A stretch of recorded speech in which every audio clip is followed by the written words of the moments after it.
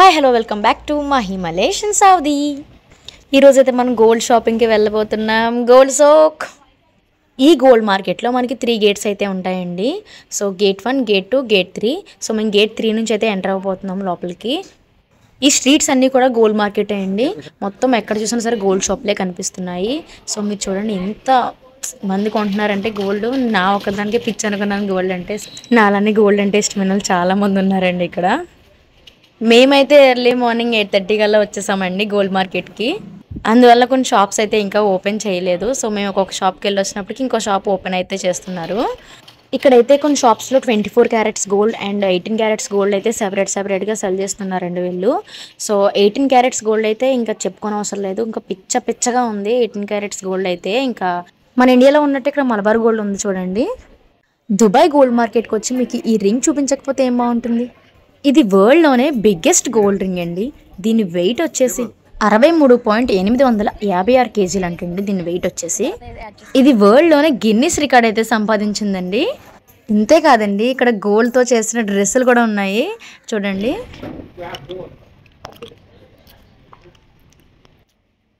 అలాగే యానిమల్స్తో చేసిన మొసలి చైన్లు, అమ్మో ఇన్ని రకాలు నేను ఎప్పుడు చూడలేదండి. అసలు ఇలాంటి గోల్డ్ కూడా ఉంటుందా చూడండి. ఇదంతా మన బంగారమే. గోల్డ్ షాప్స్ అయితే అస్సలు ఖాళీ లేవండి. చూసారు కదా ఇక్కడ ఎంత పెద్ద హారాలు ఉన్నాయో. అమ్మో నాకైతే భలే అనిపించింది తెలుసా. ఇందులో ఒక్కటి కొనుక్కున్నా చాలా అనిపించింది. చాలా అంటే చాలా ఉన్నాయండి. సో నాకైతే మతిపోయింది. ఇవి చూసారు కదా, ఇదైతే పైనుంచి కింద వరకు అలా వేలాడదీస్తున్నారు డ్రెస్సులు, బంగారు డ్రెస్. ఇది 18 క్యారెట్స్ గోల్డ్ అండి.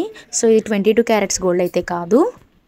సో ఇక్కడ మనం ఒక ఆర్నమెంట్ సెలెక్ట్ చేసుకోవాలంటే ఒక 3 days అయితే పడుతుందండి. అన్ని సెట్స్ అయితే ఉన్నాయి ఇక్కడ. నాకైతే చూడగానే మతిపోయింది. ఇన్ని గోల్డ్ షాపులు అయితే నేను ఎప్పుడు చూడలేదు. సో ఏవేవో ఉన్నాయండి ఇక్కడ. చేతికి పెట్టుకునే బ్రాస్లెట్స్ టైపు హారాలు, నెక్లెస్లు ఏవేవో ఉన్నాయి. నాకు అసలు అమ్మో నాకైతే సెలెక్ట్ చేసుకోవడానికే నాకు కన్ఫ్యూజ్ అయిపోయాను. ఫస్ట్ థింగ్ నేనైతే ఒక రింగ్ తీసుకుందాం అనుకున్నాను. ఆ రింగ్కే నాకు చాలా టైం పట్టింది. ఇక్కడ చూడండి ఏవేవో కనిపిస్తున్నాయి. అసలు ఇలాంటివి కూడా తయారు చేస్తారా అనిపిస్తుంది నాకు ఫస్ట్ టైం. ఇక్కడ గోల్డ్తో తయారు చేసిన పర్సులు, షూ చాలా కనిపిస్తున్నాయండి. ఏంటి ఇంత చెప్పింది, గోల్డ్ తక్కువకి వస్తుంది అని చెప్పింది కదా, ఏం లేదా అని అనుకుంటున్నారా? అలా ఏమనుకోకండి. మన ఇండియాతో పోల్చుకుంటే ఇక్కడ గోల్డ్ అయితే చాలా తక్కువకే వస్తుంది. చాలా అని చెప్పలేను. సో ఇండియాతో పోల్చుకుంటే కొంచెం తక్కువగానే ఉంటుంది. ఒక 1000 రూపీస్ అలా డిఫరెన్స్ అయితే ఉంటుంది. సో అలాగే మనం మేకింగ్ ఛార్జెస్ కూడా కొంచెం బార్గెనింగ్ చేసుకోవచ్చు. ఇండియాలో ఎంత అంటే అంత ఇవ్వాల్సి వస్తుంది. సో ఇక్కడ అలా కాదు, మనం కొంచెం 1% నుంచి అయితే స్టార్ట్ చేయొచ్చు బార్గెనింగ్.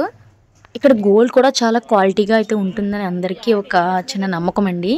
మీరు ఏ ఐటెం కొన్నా మేకింగ్ ఛార్జెస్కి అయితే బార్గెనింగ్ అయితే చేయండి. ఇంతేనండి ఈరోజు గోల్డ్ షాపింగ్. మళ్ళీ డిజర్ట్ సఫారీతో మళ్ళీ ఇంకో వీడియోతో మీ ముందుకు వస్తాను. పార్ట్ 3 కూడా చూసేయండి.